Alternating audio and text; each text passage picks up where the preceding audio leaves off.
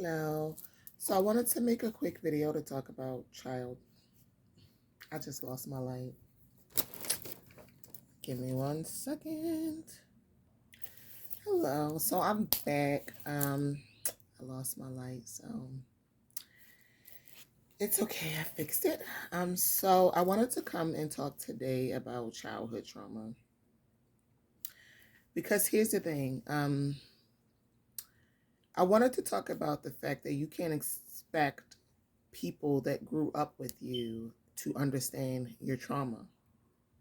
You just can't, because it's your trauma. Even if they were siblings or people that grew up right beside you, and when you start to talk about it, it goes over their head. You just can't expect that all the time. It may make you mad in some situations where you know that they have to know that you had very traumatic childhood because they were there. I think it's even worse when it's a sibling and they don't see. And I'm not saying that, because you can only speak to the things that you've been through.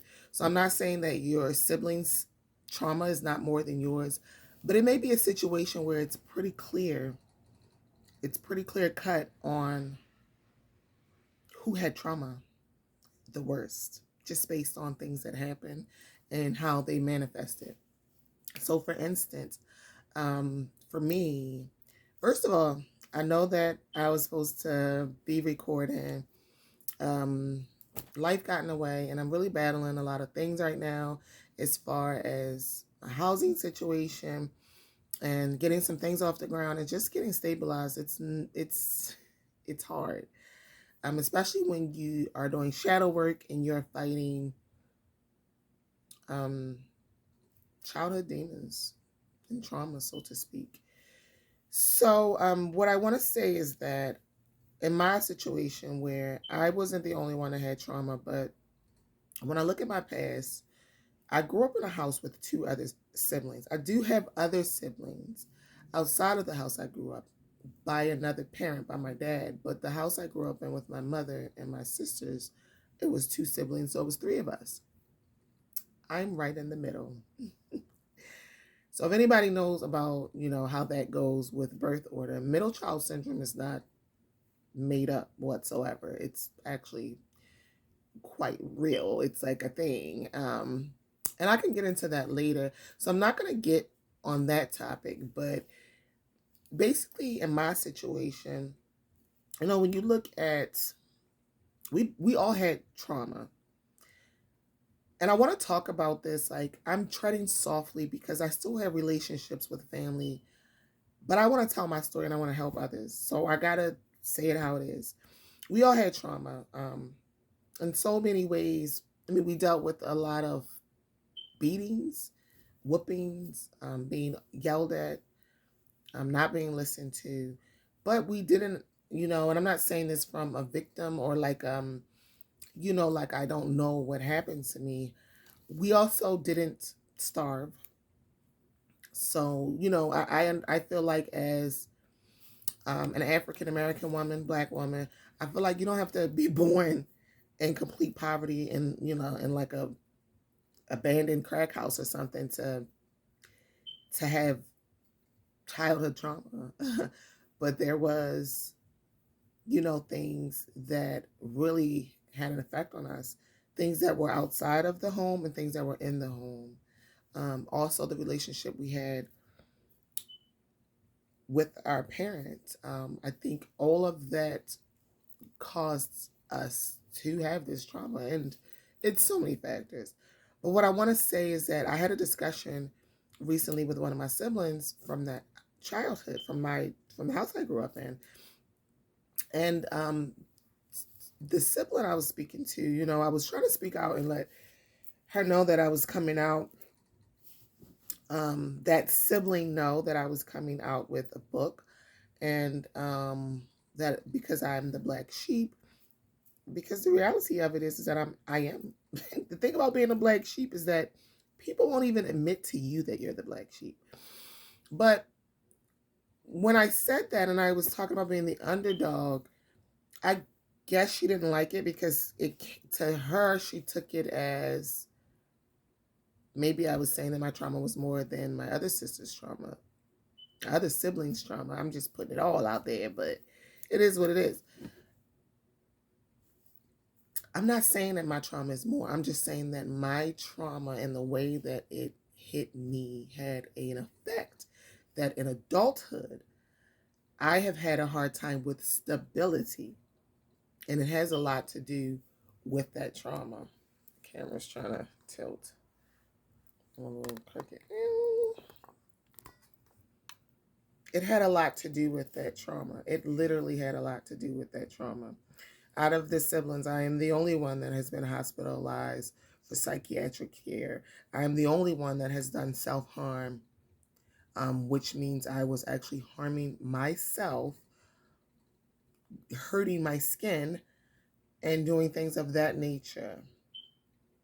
Basically, my skin, real life breaking my skin open because of the emotional trauma, the emotional pain I was feeling was so great, I just couldn't handle it. I am the only one that has been diagnosed with mental health issues. I'm the only one that has been on medication for long periods of time or for any period of time, as far as I know, from a young child. I am the only one that has had suicidal thoughts and have spoken on suicidal thoughts. I am the only one that out of the other siblings had a child at 16 at a very young age. I am the only one who almost lost one of my children. I am the only one who has, I'm not even going to say, put it like this, I was arrested and held in a juvenile facility as a child. I have a very deep story to tell. I am the only one that has happened to.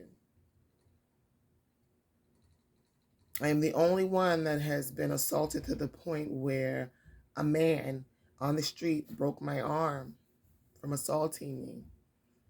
Now, I'm not the only one that trauma happened to, but because I had trauma very early and because it manifested itself very early and it caused me to be a wayward teen, a runaway, and it wasn't because I was bad because I just wanted to run away. No, I had no one to talk to. I was a loner. I was teased. I don't say bullied because I fought back, so I wasn't really bullied or pushed around, but I was teased, which created me being a loner, which created anxiety, social anxiety, second guessing myself. My other siblings actually was very well adjusted to school and made friends better than I did. I spoke up on things in my adulthood that the people that I grew up in the house with, which is my siblings and my one parent, and then a step parent came along, which had a very huge impact on me. It goes completely over. I'll be right back. Sorry, I'm back. I don't know why that keeps happening because I'm using the power source I'm using for my light isn't constant, but I'm back. So I just want to get this out really quick. So yeah, I am the only one that certain things happen to. Enough stuff to put in a book. I'm not saying that my other siblings did not have an effect and very, traumatic things that happened to them in our childhood. We all did. But I am the only one that has had a very high level of instability, mental illness, anxiety, and lots of emotional problems. Now, I do have another sibling that did deal with some emotional things, but to be honest, stability means a lot, and it's not just when I say stability, I don't mean that I'm just not stable financially and that I'm just a misfit. I had a child really young. It just snowballed and turned into a life that had a lots of ups and downs. It had a lot of valleys, had a lot of downs that almost took me out. My downs almost took me out. They almost crippled me. I wouldn't even be here if I wasn't such a fighter. See, think about the S word. I don't even know. I'm not monetized yet, and I don't even know if you can say that on YouTube. But the thing about the S word that rhymes with ride, it's real. And some people may not understand it, and they may look at it like, well, anybody that want to do that to themselves, they're weak. It's not a matter of being weak. It's a matter of being broken, emotionally spent and broken. It is hard. It is hard. And I want to speak up on it because it's been a taboo subject in my family. If I was to just sit at the family table, excuse me, if I was to just sit at the family table and just start talking and say, hey, remember that time I was hospitalized because I took some pills? They would change the subject. It's not talked about at all. It's literally not. It's not. I've wanted to talk about it. And then on top of being the only one that see, it's not sometimes just the trauma, it's how people treat you after the trauma. Because I was a wayward teen, I've always kind of been looked at like I didn't have my stuff together, but it was never, I had a lot of trauma. I mean, a lot. And I am at the age where it hit me. It hit me like a wall. It hit me like a truck. I said, wow. I started doing research. And I started doing research on the concept. I forgot what it's called. I'm going to get my literature straight. This was just like an impromptu video. I just wanted to get it out, get it recorded, get some content out there, but also get this off my chest because I was thinking about it. So I'm going to go back and talk more about the concept. But I know the gist of it is that childhood trauma can cause adulthood poor health. It literally can cause you to die earlier, have chronic illnesses that you wouldn't have from more fulfilling, happier childhood. Things like high blood pressure, cancer, diabetes, depression, heart disease. The body never forgets trauma. Trauma is very real. And all of my life, I've always had a very heightened level of anxiety. I think now it's even worse. But there were things that transpired and things that were said to me in the way that I was treated by the other family. Like, I'm not gaslighting them, they're gaslighting me.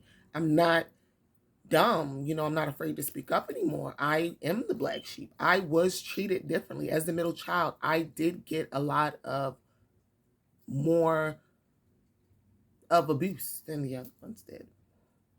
By my biological parent, as well as a step parent. I mean, beatings, being told things that nobody should tell a child, putting a child down. I mean, before I had my step parent tell me when I was a wayward kid and I was running away, but I was actually crying out for help, literally crying out for help. I was running away and sleeping in bus stations and sleeping in apartment buildings and sleeping outside, sleeping wherever I could sleep. I wanted to go home, but I didn't feel welcome or loved. And I was told by the step parent, because they just assumed what they thought they knew on what my activity was that I wasn't going to do anything to go out there and get pregnant anyway.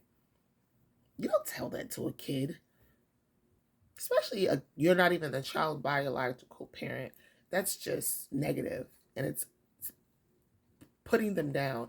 And sometimes you can say things to kids that becomes a self-fulfilling prophecy.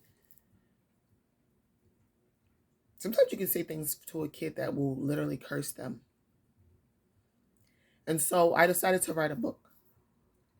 It's funny because at first I was going to write a poetry book, and then because I'm having such a difficult time in life, I decided that maybe the poetry book can wait.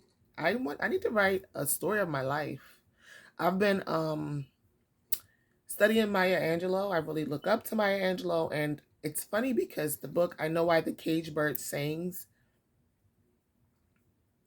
in the book, it's a memoir of her life. I think there are a set of books, but I Know Why the Cage Bird Sang is the first one out of the set that has tells her life story. And I was trying to get inspiration and also trying to figure out how I'm going to format this and like really get started on writing this book. And when I read up on I Know Why the Cage Bird Sings, I realized that the book it starts when Maya Angelou's very young, probably at the age where she can remember, maybe about 4 or 5, because most of us are not going to remember like 1, 2, and 3. So you remember about 4 or 5 is when your memories kick in. And the book chronicles from that point all the way till she was 16 when she gave birth from a pregnancy that she had. So upon really researching this and learning this, it really gave me the inspiration because that has a lot to do with my story. And even having a child at 16 was traumatic. It was traumatic. And I love my son. He's still in my life. Like, I raised him. I didn't get an abortion. I didn't give him up for adoption. I'm not saying that people that do that is wrong. I just did what I had to do, and I brought him into the world, and it was a struggle. It was definitely a struggle. And I always thought it was the hardest thing that I ever had to do, but I realize now that growing up without my father was actually harder than becoming a mother at 16. And it took me to this age till I realized that it wasn't having a child at 16 that had the biggest impact in the way it happened, because even the story is something that is traumatic. And I have been diagnosed with PTSD as well as borderline personality disorder. But I've had multiple misdiagnoses, whereas though I was taking medication and being treated for an illness that I did not have twice. It took me to take my mental health in my own hands, to assess myself, go to a reputable psychiatrist, talk. I didn't tell her what I thought I had. I researched it, stowed it away in my mind, went to the psychiatrist, told her my life story, and she said, "You have borderline personality disorder." She said, "You do not have bipolar." So imagine that.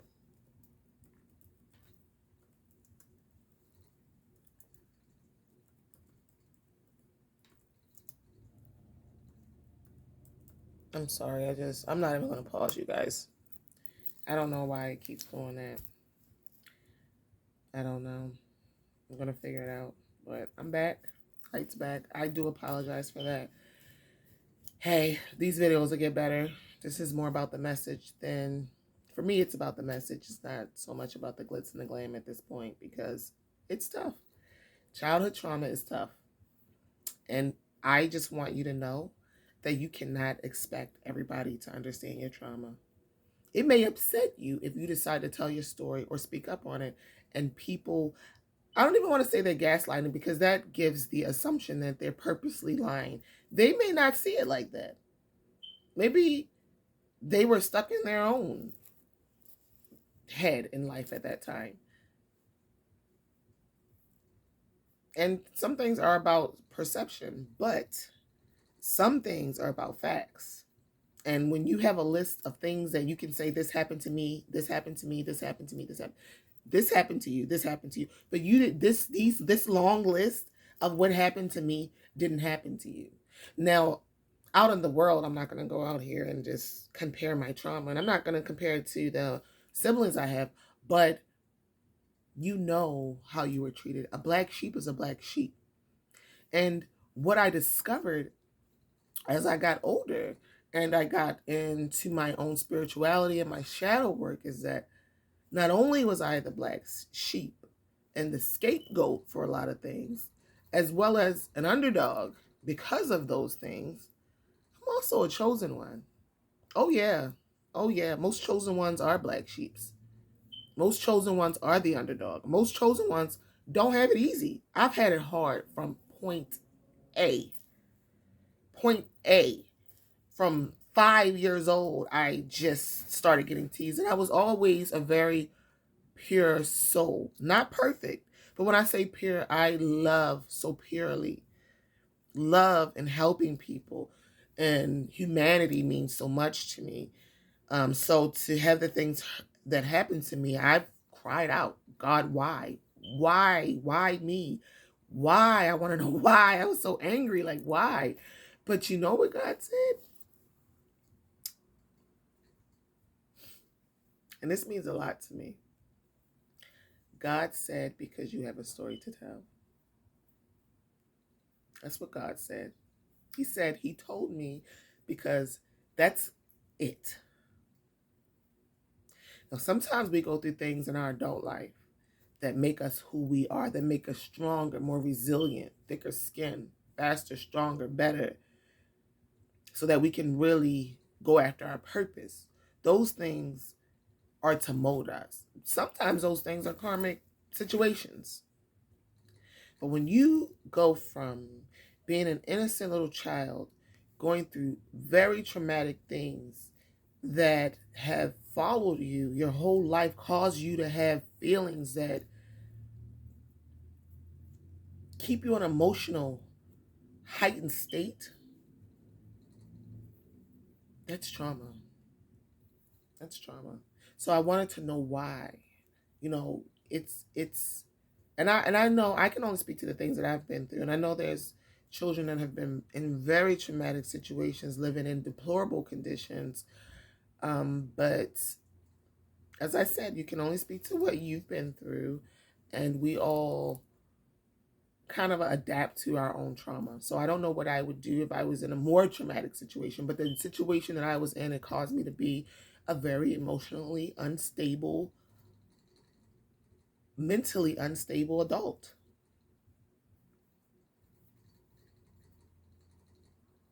Very big downs, some ups, but some very, very big downs in my life. So to come out with my story and to kind of be questioned and I'm not going to say doubted, but to be challenged on how much of a black sheep I was, no.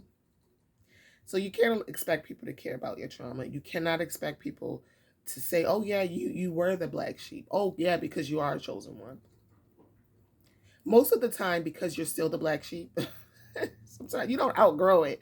You still the black sheep. You still, and if you succeed in life and you everything lines up and no one can say anything about you, they still will bring up your past. You still will be the black sheep. People are not going to, the people that caused you trauma or lived through trauma with you are not going to always see that you are a chosen one. They're worrying about their own trauma. They only see things from their perception. And I know that many may say, well, you only see things from your perception. No, I'm actually very open to seeing things the other way around. But I know that it was certain things that I only went through. Lots of things that I only went through. Many things that my family doesn't even know. Things I kept to myself that will be in the book. So this video is long. I wasn't expecting it to be 24 minutes, but I just felt like I had to get this message out. I hope that it was received. I want you all to know, all of the other chosen ones to know that it's okay. You're not tripping. You're not, you are accurate in what you're thinking. You were the black sheep. You were the underdog. You probably was kicked down a lot in your life. You probably was looked over, talked about. I was a kid that was talked about while I was right there in the room. Like I wasn't even there. I was a kid that was insulted. I'm the adult now, at the age I am now, that when I go around family, especially extended family, they'll say things like, oh yeah, I remember when you were crazy and we all thought you were going to be a mess. Like, what? How about the fact that I was crazy because I was abused before I was able to form my own personality? So yeah, it goes deep. But I think speaking up on it and just being courageous enough, you will have some battles when it comes to speaking up on your trauma. And if you're really trying to live a purpose that is attached to speaking up on your trauma, expect some naysayers. Expect some people that are just not going to support you. It's okay. It's okay. It's part of what you've been through. So I'm glad I was able to discuss that. I hope I did well. I will be back, and I'm not even going to promise when, because I don't want to do that. I did that last time, and I was not able to come right back. I got a lot of things going on, but I will be back. It will be shortly, so hang in there with me, and I appreciate any followers that I have, any subscribers, not followers. This is YouTube, not Instagram. But I appreciate any subscribers. I don't care if it's just 2 of you, even though I know it's more.